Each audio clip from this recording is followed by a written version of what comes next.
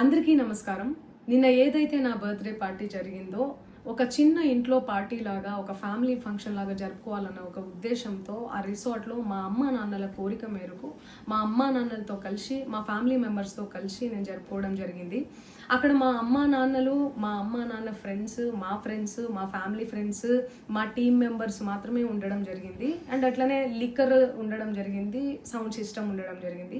So sound సిస్టమ్కి లిక్కర్కి permission తీసుకోవాలని చెప్పి నాకు అస్సలు అవగాహన లేదు, ఐడియా కూడా లేదు. అది అనుకోకుండా సడన్గా ప్లాన్ చేసుకొని వెళ్ళిపోవడం జరిగింది అక్కడ.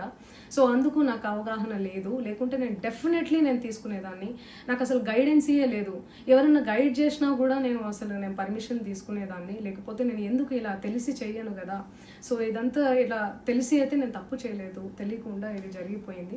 అండ్ అక్కడ లోకల్ లిక్కర్ తప్ప అసలు వేరే ఏ ఇతర పదార్థాలు, మత్తు పదార్థాలు కానీ వాడడం అసలు జరగలేదు. అక్కడ దొరకలేదు కూడా, పోలీసులు సెర్చ్ చేసినా కూడా. అండ్ అక్కడ ఎవరికైతే పాజిటివ్ వచ్చింది అని చెప్పి పోలీసులు చెప్తున్నారో ఆయన ఎక్కడో ఒక చోట తీసుకున్నాడు, ఎప్పుడో తీసుకున్నాడు అని చెప్పి తేలిందని చెప్పి పోలీసులే చెప్పారు. అండ్ అది ఇన్వెస్టిగేషన్ కూడా జరుగుతుంది. మేము కూడా పోలీసులకు కోఆపరేట్ చేస్తున్నాము.